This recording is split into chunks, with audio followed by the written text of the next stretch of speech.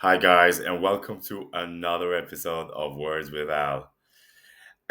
So I am going to talk a bit about my theory. Okay, so language development. We're going back to it, and I would just want to show you. I want you to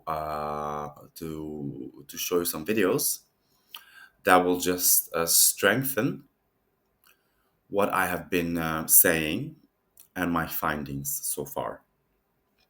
Okay, so I want you to have a look at the interview with Joe Rogan and Graham Hancock, because in this part from I think it is from 30 from over here on yeah till pretty much here to the halfway, so a half an hour where he speaks about Egypt and what they did and what they were about, because everything that he said in this video is corroborated by my findings. Yeah.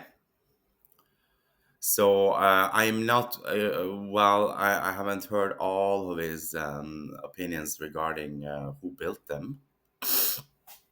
But I can state now that there were certainly no aliens. And this development has been happening for a long time. And he is right that this development did not happen everywhere.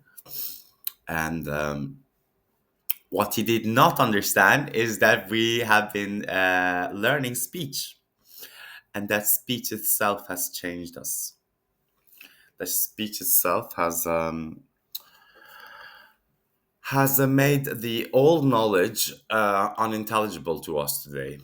And not only that, but he says something very incredible, or incredible, but it kind of is, because he states somewhere here in between that the ancient Egyptians wanted to know what life was about.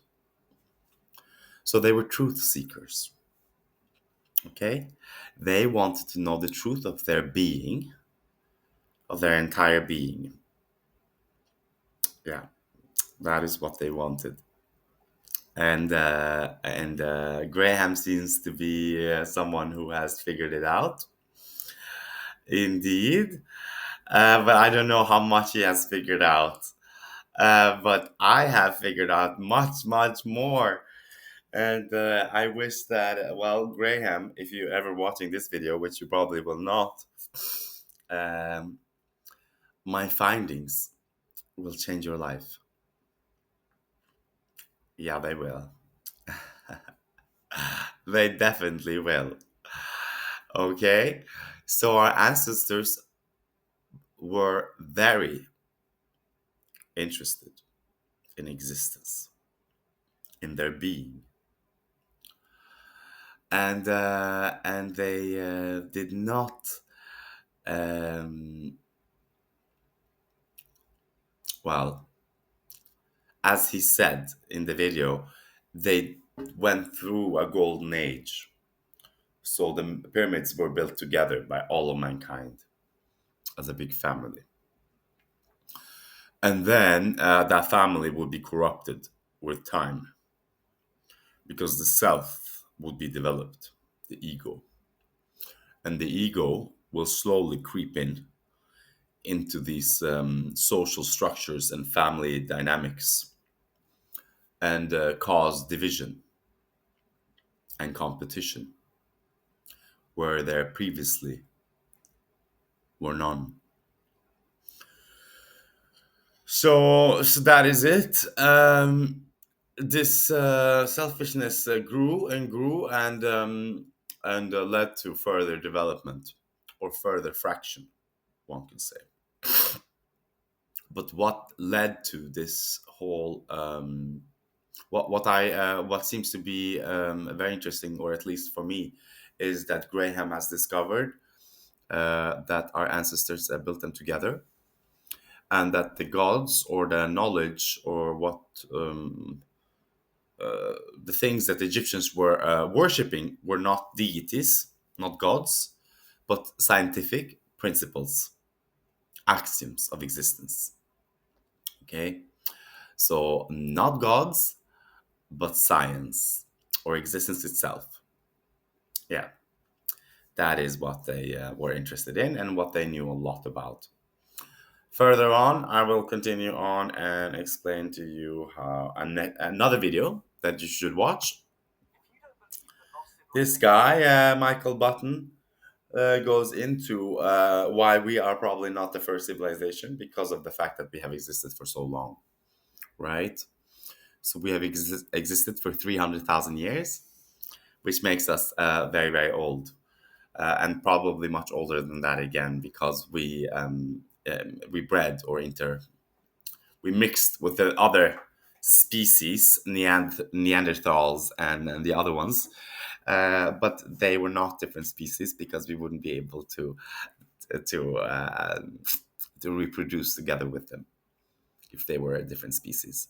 Now, this is the scientific problem. We have this scientific problem where we are categorizing existence as we go along, and then in that whole pursuit, creating division where there is none, where there are none.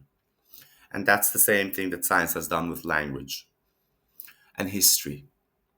And it's not really science, it's just historians and politicians and emotional people. Emotional people with lots of pride. They are creating division, like our group is better than your group. Yeah, that type of division. That type of division that is untrue. It's not a fact and not the truth of life. The truth of life is that we all are life. We're all life. So, and we were all partaking in this civilization once upon a time. Not all of us, but most of us. Perhaps all of us. I would say all of us, because we built those civilizations before we began spreading. Because those civilizations would lay the foundation through which we would learn how to build boats and to build also to do agriculture, to create tools, to create the wheel, and so on and so forth. But and then speech would be introduced. I don't know whether speech was introduced together with well with these whole inventions, or whether speech was introduced much later. I think that it was introduced much later. I think that it came after the Ice Age. We began speaking after the Ice Age because it seems as though we have an amnesia prior to the Ice Age. There is this forgetting. Something has happened, and I want to share what has happened.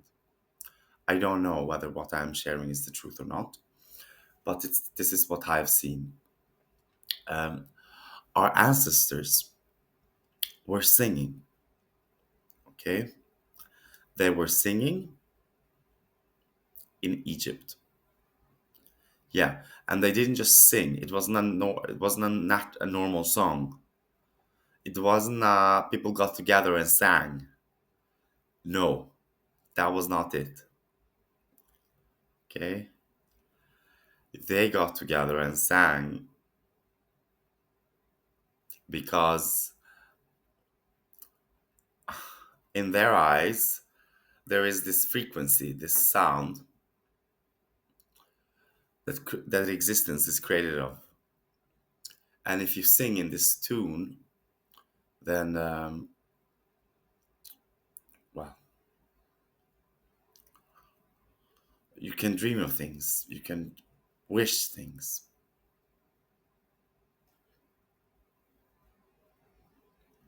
But that was not the only thing. This song united us. They sang, they really did. And they all believed that they were magical because they are. We are magical. Our existence is magical, whether you like it or not. It is. It is not the mediocre comedy that we made life. It's not an. This is not an entertainment. This is real, and it is not real because it disappears and you die, which was exactly what Egyptians did not want. They did not want to die, but they did realize that there is no death and that there is this journey that we must all pass. And this journey is decided by the weight of your heart, which was measured. Remember, your heart was measured, and if it was as light as a feather, you would pass. And if it wasn't, you would not pass. Now, what on earth is this? What on earth is this principle or this story about the heaviness of your heart? And this goes back to the pure of heart. Only the pure of heart may see God. Only the pure of heart may enter the kingdom of heaven. This has been uttered many times through all the prophets and all the knowledge before that. So, what were they speaking of?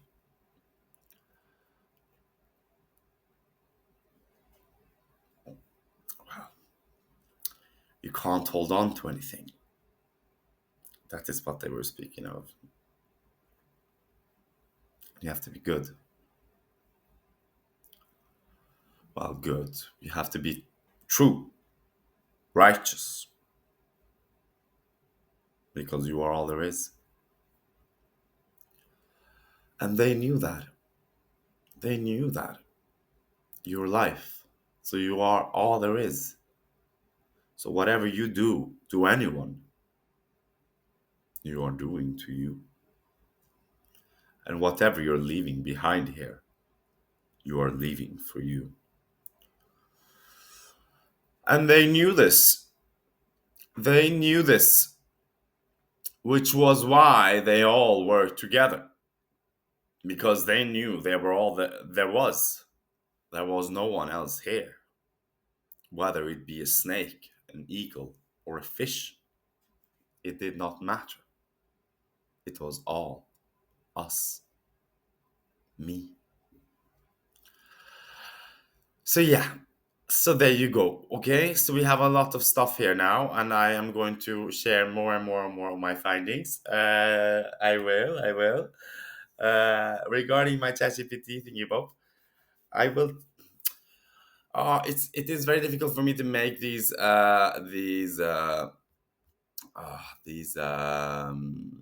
PowerPoints now because I am discovering new and new information all the time. I'm discovering more and more information that then just extends the PowerPoint, or the PowerPoints need to be refined, and then I need to make a whole new video. So I'm not going to do that. I'm just going to post these videos and just share my ideas and my thoughts with you guys, so that this knowledge can one day be known uh, by all of us. Okay. So yes, so that was it for now. Just a tiny little short video where I'm trying to gather and show you guys how my findings connect with what other people have found. So thank you for now, and we'll continue on in the next one.